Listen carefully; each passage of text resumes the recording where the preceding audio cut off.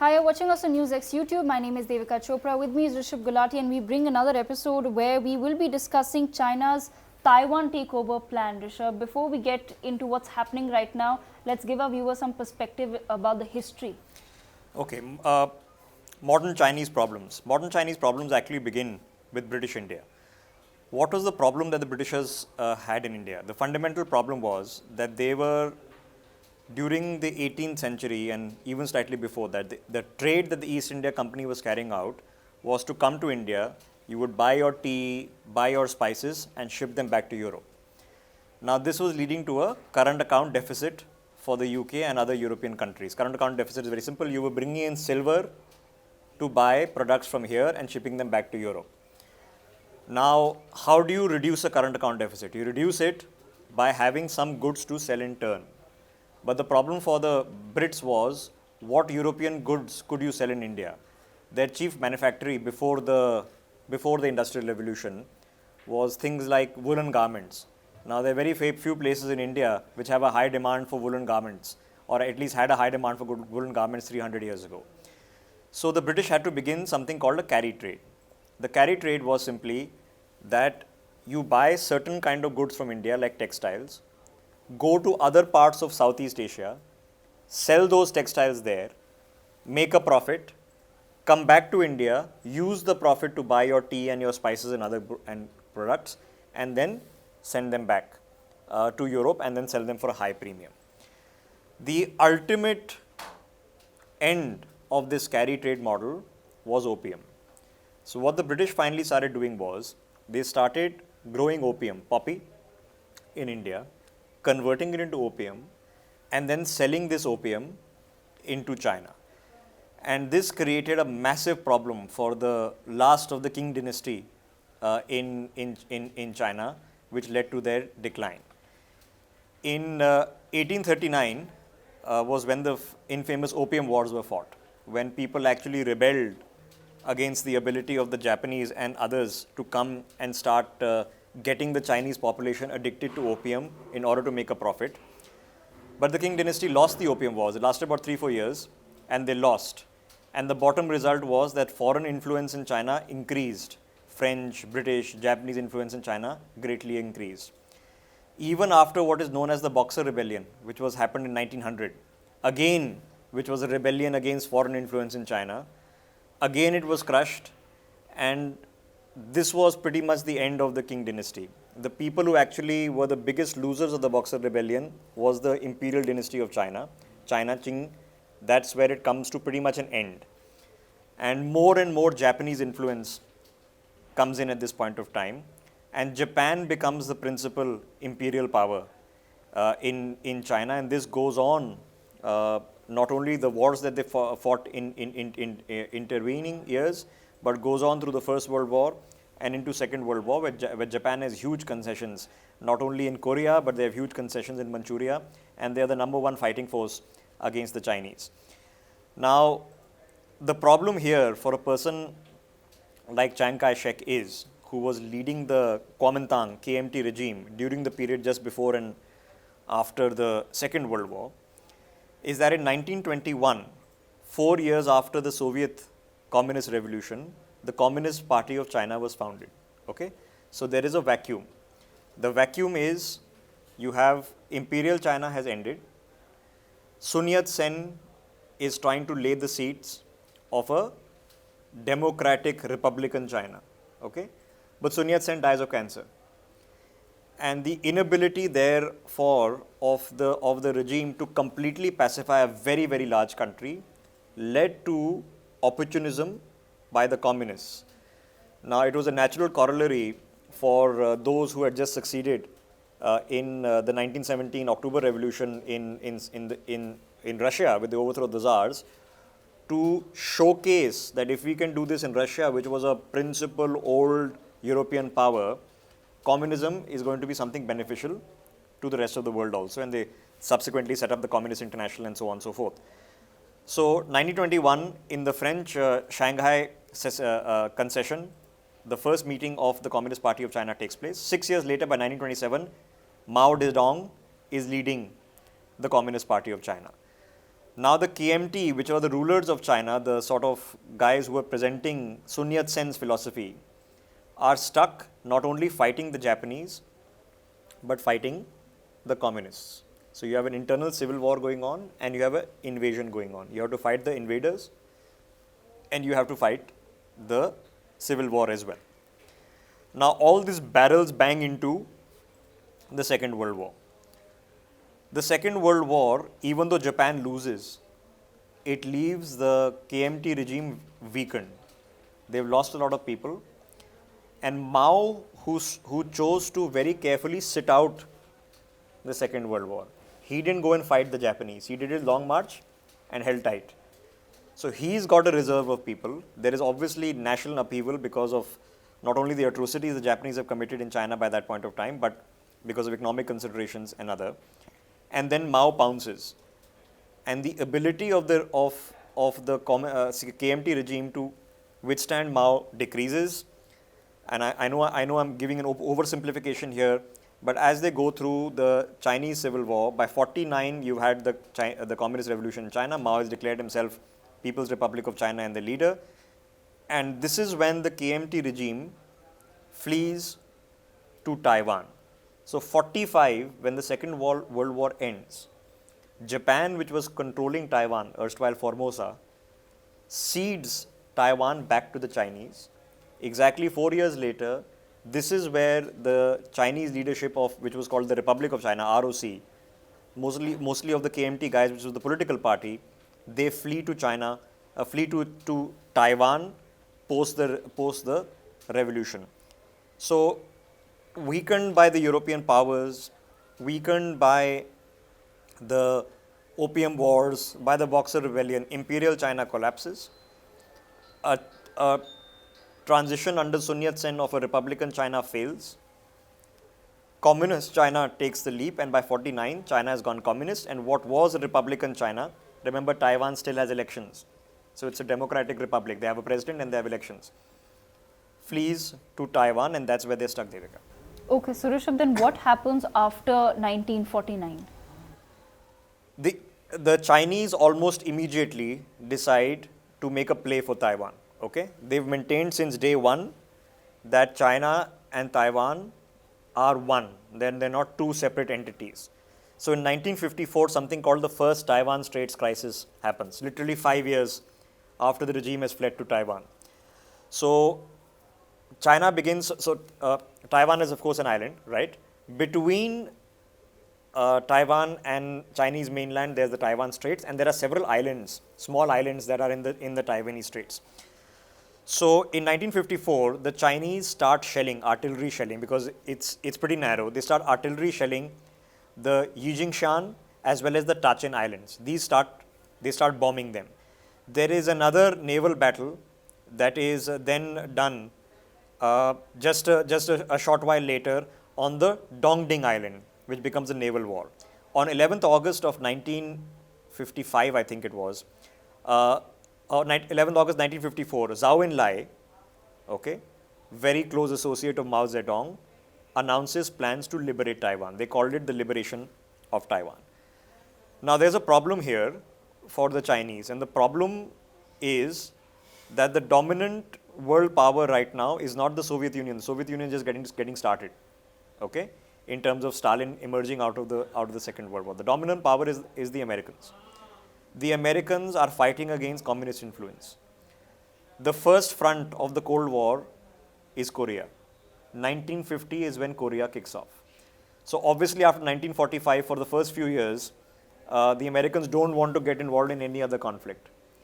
But once the Korean War kicks off, first with the French, then with the Americans, and remember, the Korean War ended because of Chinese intervention in North Korea, what is now North Korea. Chinese troops were sent in, PLA troops came in. So at this point of time, the Americans are getting far more aggressive about the Chinese, and especially the communist Chinese.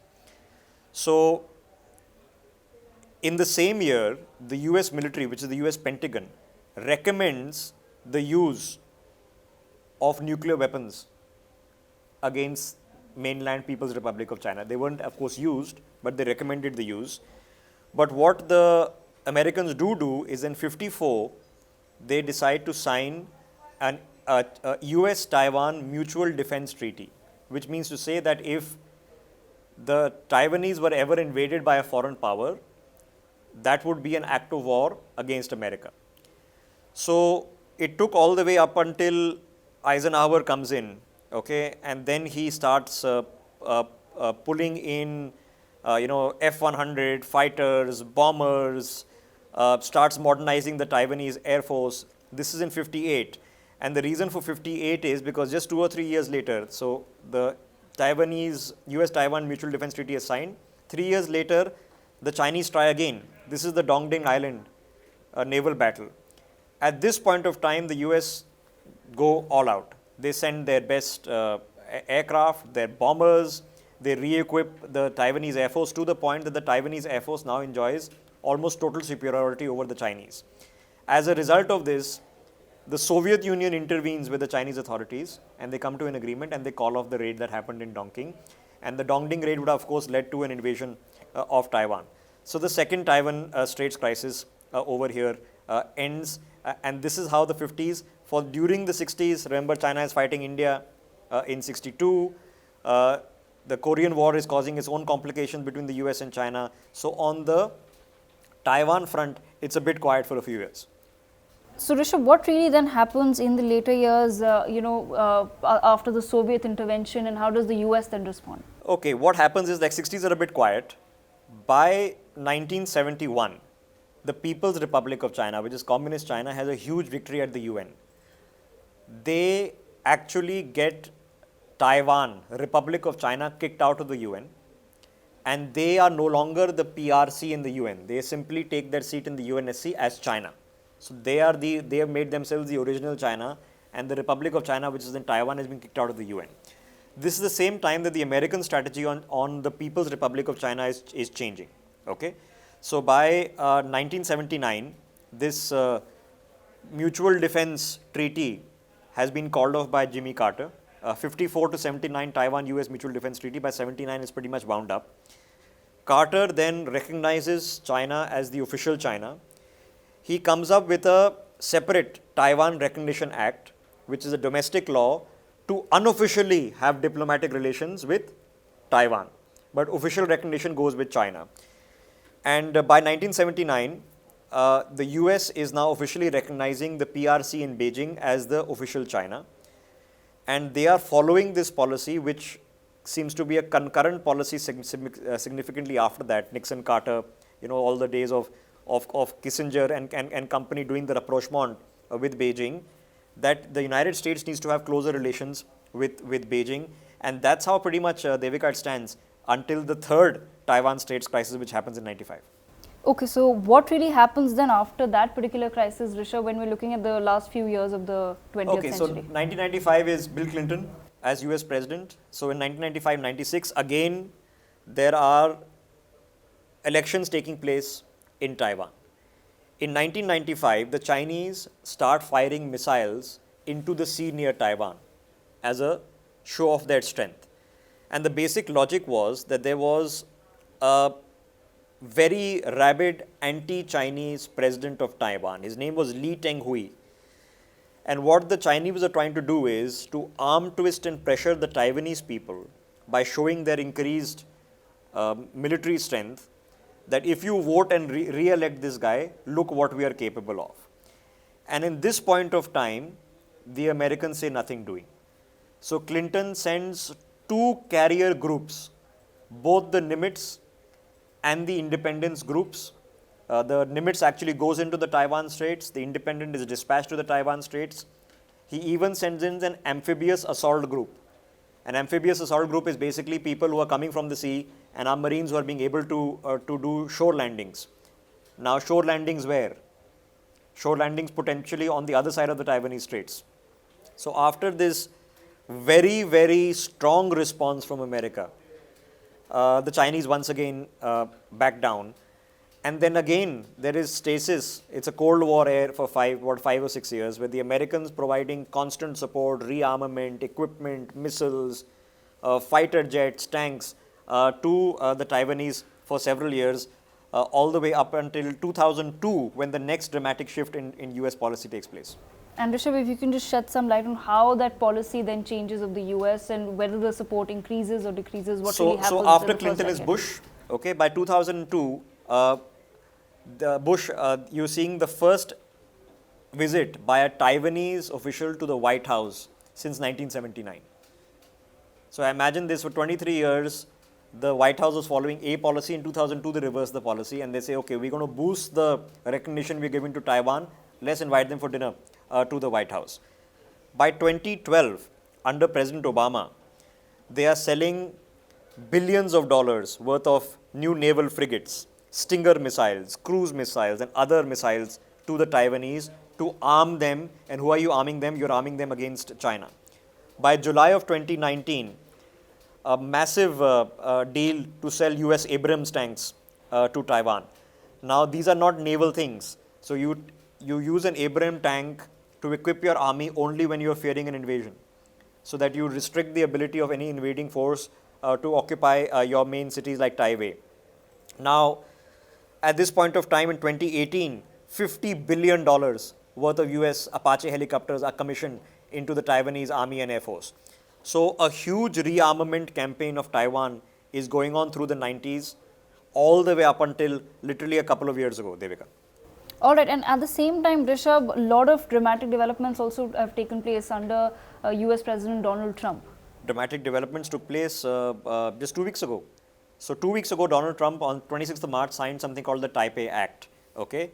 And this is basically trying to encourage others by example to reopen diplomatic relations with Taiwan.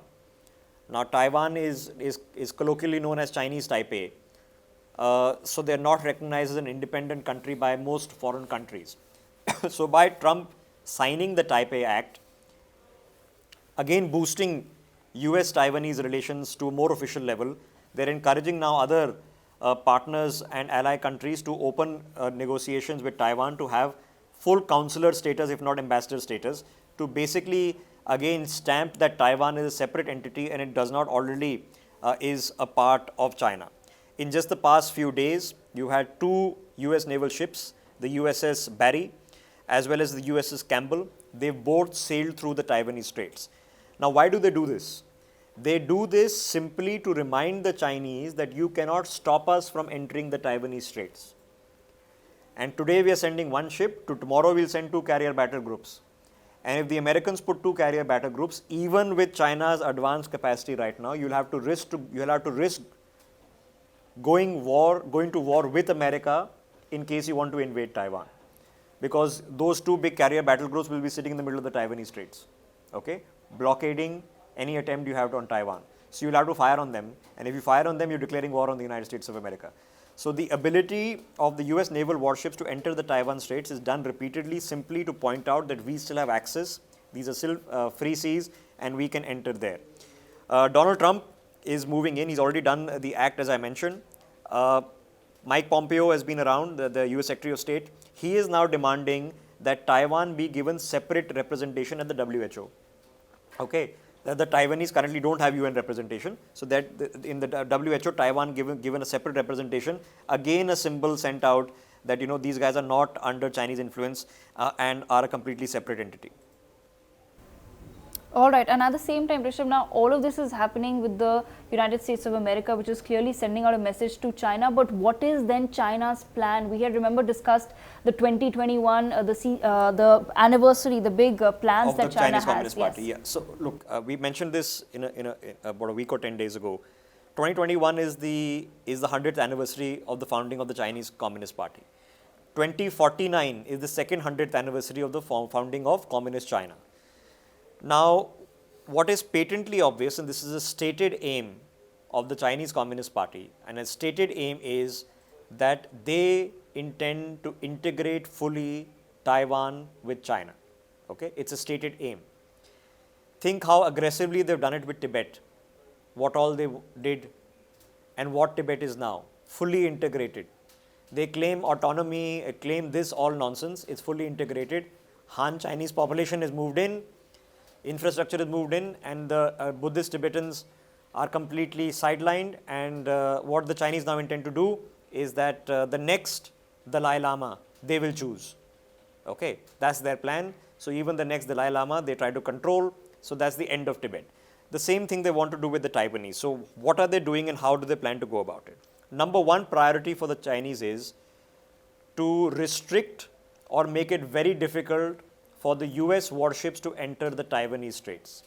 Just like China has to calculate the risk of attacking the US Pacific Fleet, the US Pacific Fleet also has to calculate the risk of attacking China, which now has aircraft carriers, has submarines, is completely modernizing the naval faction of the PLA. They've done huge reforms to ramp up its naval and aircraft wings. They are developing cruise missiles. China has the maximum number of cruise missiles than any country in the world. Short range missiles, short range ability to have tactical warheads. The Chinese dominate the world in that already.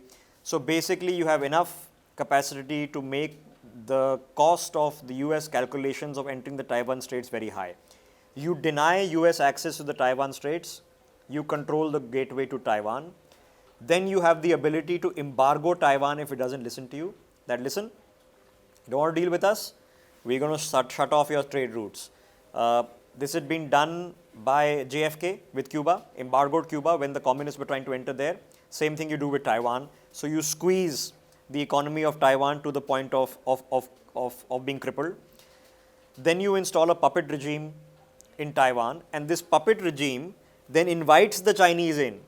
Please come, we are bye, please come, we are all one country, you please come, and then get the PLA and first you get the Navy, then the Air Force, and finally the Chinese Army, the PLA, into Taiwan. Okay. So what they would like to do is by 2021 at least have a timeline in place that by X date, 10 years from now, 5 years from now, Taiwan will be fully reintegrated into the People's Republic of China and the concept of the Republic of China will cease to exist. They want a timeline. This is how you go about getting a timeline. But the problem for them is that the two principal political parties, China is deeply unpopular in Taiwan. They are very, very suspicious. Okay? So the two principal parties, one is the Democratic Progressive Party, which is the main anti-China party, is in power.